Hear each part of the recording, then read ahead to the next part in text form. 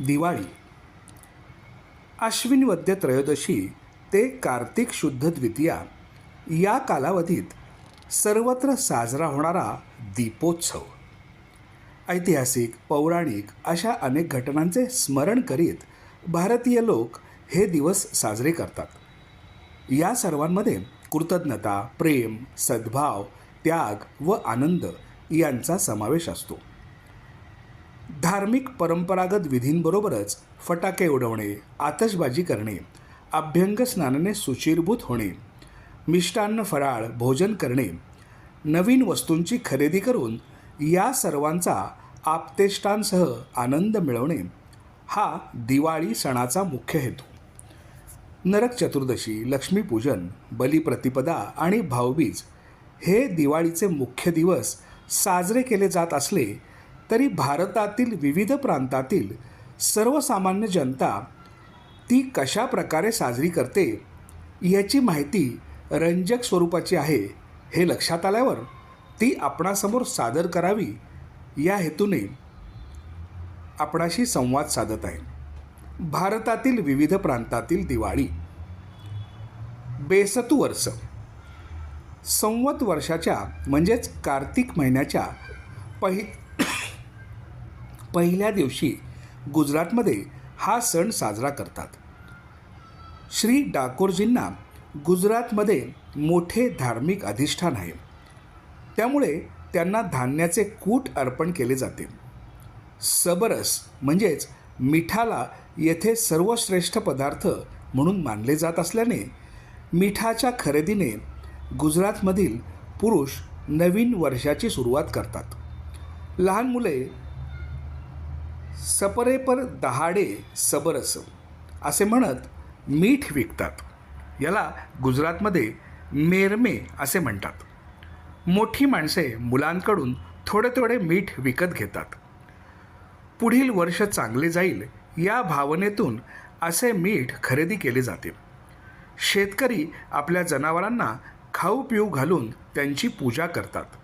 व्यापारी वर्ग वही पूजनाने नवीन वर्षारंभ करतात, तर मुले रात्री मशाली घेऊन मिरवणुका काढतात व लोक त्यांना मिठाई आणि दक्षिणा देतात. होळी. पंजाब व काश्मीरमधील झीवर लोक दिवाळीपूर्वी 8 दिवस होळी हा समारंभ करतात. घर स्वच्छ करून भिंतीवर पाण्याचे घडे व त्यांच्या वाहकांची आकर्षक रंगीत चित्रे काढणे हे या सणाचे प्रमुख वैशिष्ट्य. या रेखित चित्रांची यथासांग पूजा करून रताळी कंदमुळांचा नैवेद्य दाखवला जातो. या प्रसंगी झीवर्णी म्हणजेच पाणी वाहणाऱ्या प्रमुख स्त्रिया यांचा सन्मान केला जातो. भूदेवी किंवा मातादेवी पूजण्याच्या प्रथेचे हे आधुनिक स्वरूप आहे. शीतलाष्टमी. मध्य प्रदेश, उत्तर प्रदेश, राजस्थान व विदर्भातील कीर नामक शेतकरी जातीचे लोक दिवाळीच्या सुमारास भैरवी देवीचा सण साजरा करतात. त्यांच्या या वर्षातील सर्वात मोठ्या सणाचा कालावधी दिवाळीतच असतो. सोहराही. बिहारमध्ये दिवाळी फक्त अमावस्येला एकच दिवस साजरी केली जाते.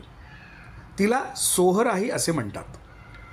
बलिप्रतिपदेला देवळांमध्ये अथवा धार्मिक स्थळांच्या ठिकाणी अन्नकूट होतो.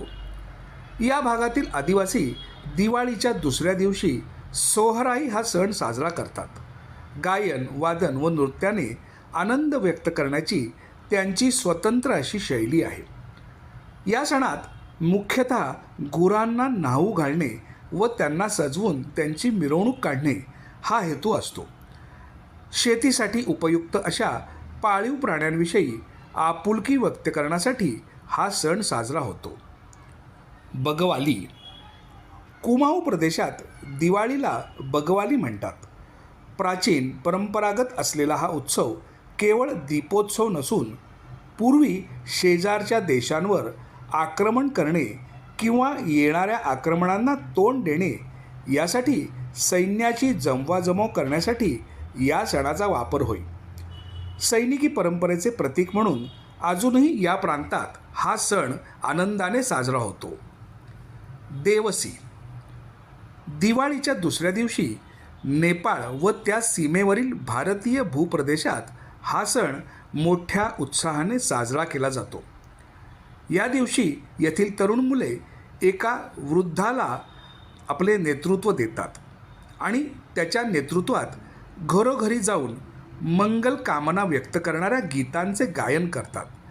या प्रसंगी यजमान वृद्धही उपस्थितांसमोर गायन सादर करतो. नृत्य, वाद्य व गायन यांचा मिलाप असलेले देवसी रे हे गीत सर्वजण तन्मयतेने गातात. घरातील स्त्रियाही त्यात सहभागी होतात व उपस्थितांना फराळाचे जिन्नस दिले जातात. घरात सर्वार्थाने समृद्धी नांदो अशा आशयाच्या सामूहिक गीत गायनाने या कार्यक्रमाची सांगता होते. गोवर्धन खुंदाना. राऊत जातीच्या लोकांचा हा दीपोत्सव. यांची वस्ती उत्तरेकडील डोंगर रांगात अधिक असते. गायीच्या शेणाचा ढीग करून तो गायीच्याच पायाखाली तुडवला जातो. या तुडविलेल्या शेणाने राऊत लोक आपले घर सजवतात. छातीवर कवड्या, पाठीवर मोरपीस अशी वेशभूषा या प्रसंगी ते करतात. घरात सणानिमित्ताने गोड पदार्थ बनवले जातात. गोमातेचे पूजन व तिची मिरवणूक याने या सणाची सांगता होते. गोपूजन केल्याने नवीन वर्ष सुखाचे जाते अशी राऊत जातीच्या लोकांची श्रद्धा आहे. बंदन परब. बंगालमधील लोढा, महतो व कारो या वन्य जातीतील गुरांशी संबंधित असलेला हा लोकोत्सव दिवाळी पाडव्यापासून पुढे 2-3 दिवस साजरा केला जातो. पहिल्या दिवशी सर्वजण माडल वाद्याच्या साथीने नृत्य, गायन करत जागरण करतात. गायींना तांदळाची भाकरी खाऊ घालतात. घरातील ज्येष्ठ कर्ता पुरुष दिवसभर उपास करतो. दुपारी स्नान, देवाची पूजा करून नवीन वस्त्रे परिधान करतो. या जमातीतील लोक गायीला भगवती देवीचा अवतार मानतात. गावातील गायींची भव्य मिरवणूक काढून वाटेत रांगोळी, दुर्वा व फुले यांच्या पायघड्या घातल्या जातात. गायींच्या रूपाने भगवती देवी अर्थातच लक्ष्मी आपल्या घरी येते असे त्यांचे मानणे असल्याने ते गायींची श्रद्धा आणि पूजा अगदी आत्मीयतेने करतात. नृत्य गायनात संध्याकाळी सर्वजण एकरूप होतात. धष्टपुष्ट बैलाला खुंटाला बांधून त्याच्याभोवती फेर घालत केलेल्या पारंपरिक नृत्याने बंधन परब या आनंदोत्सवाची सांगता होते. अन्नकूटोत्सव. कार्तिक शुक्ल पक्षात अन्नकूट आणि गोवर्धनोत्सव श्री विष्णूच्या स्मरणार्थ आचरावा असे शास्त्रात सांगितले आहे. कार्तिक शुद्ध प्रतिपदेला म्हणजेच पाडव्याला अन्नकूट करण्याची प्रथा आहे. विविध प्रकारची पक्वान्ने व खाद्यपदार्थ तयार करून श्रीकृष्णाच्या मूर्तीपुढे मांडून त्याचा नैवेद्य दाखवणे याला अन्नकूट म्हणतात. अन्नकूट ही वास्तवात गोवर्धनाची पूजा असते. प्राचीन काळी इंद्रदेवाप्रती साजरा होणारा उत्सव वैष्णव संप्रदाय बलवान झाल्यानंतर गोवर्धन पूजा म्हणून साजरा होऊ लागला. राजस्थानमधील नाथद्वार आणि काशीतील अन्नपूर्णा मंदिर या ठिकाणी अन्नकूटोत्सव मोठ्या प्रमाणात साजरा केला जातो. येथे भाताचे डोंगर देवापुढे प्रसाद म्हणून रचले जातात. उदयपूरमध्ये या दिवशी भव्य मिरवणूक निघते. त्यात हत्तींची साठमारी आणि भव्य आतिषबाजी केली जाते. मथुरेकडील लोक या दिवशी गोवर्धन पर्वताची पूजा करतात. आ गावो आगमन या मंत्रोच्चाराने येथील अवघे वातावरण भारून गेलेले असते. गुजरातमध्ये अश्विन वैद्य द्वादशीपासून दिवाळी सुरू होते. त्या दिवसाला वाघवा रान असे म्हणतात. राजस्थानी लोक दिवाळीचा संबंध प्रभू श्रीराम वनवासातून परतले त्या घटनेशी जोडतात. काही ठिकाणी या काळात लंका दहनाचा देखावा उभारून त्यातून शोभेची दारू उडवतात. मांजरीला लक्ष्मी मानून तिचे कौतुक करतात. पंजाबात राजराज्याभिषेकाच्या स्मृतिप्रित्यर्थाने दिवाळीचा दीपोत्सव करतात. शीख समाजात अमृतसरच्या सुवर्ण मंदिराचा स्थापना दिन हा दिवस दिवाळी म्हणून पाळतात.